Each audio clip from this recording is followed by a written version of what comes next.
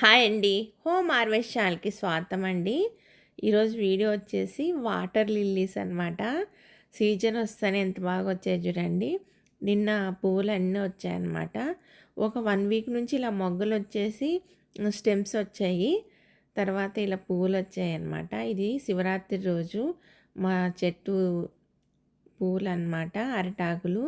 మొన్న రీసెంట్‌గా తెచ్చిన గులాబీ అండి, నాటు గులాబీ చెట్టు నుంచి కోసిన పండ్లన్నమాట.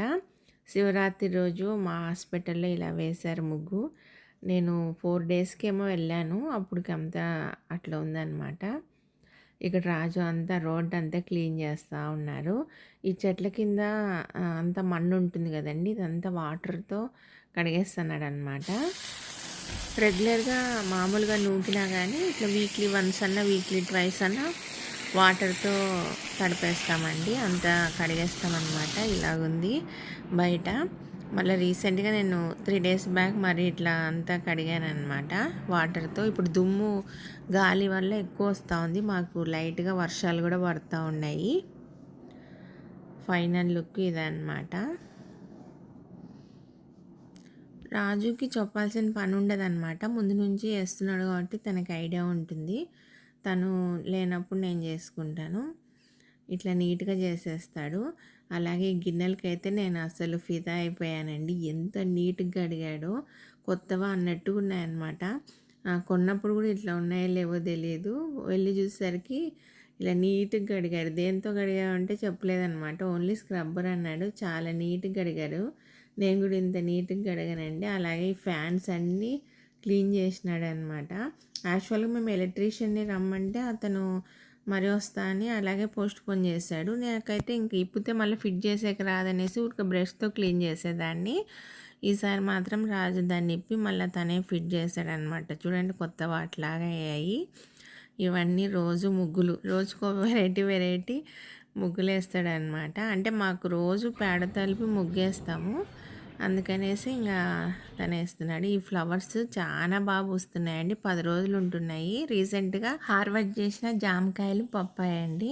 పప్పాయ చెట్టుకి కాయలు కోసేసి అందరికి పంచుతూ ఉంటాను. ఇలా కోళ్ళకు కూడా చిన్నగా కట్ చేసి వేసాను అనమాట.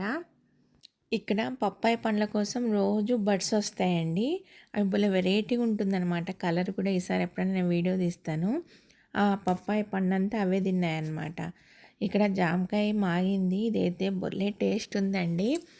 అసలు ఎంత స్వీట్ ఉందో. నా ప్రీవియస్ వీడియోలు ఒక 1.5 ఇయర్ బ్యాక్ వీడియో చూస్తే మీకు ఐడియా ఉంటుంది. మేము ఖాళీ చేసిన ఇంట్లో జామ చెట్టు నిండా పండ్లు ఉండేటివి, ఒక 300-400. సేమ్ అలాగే ఈ చెట్టుకు కూడా భలే కాయలు ఉన్నాయండి. కానీ ఇది వేరే చెట్టు, అది వేరే అనమాట. చూడండి ఎన్ని గుత్తులుగా ఉన్నాయో. ఇంకా ఇవి మాగలేదు.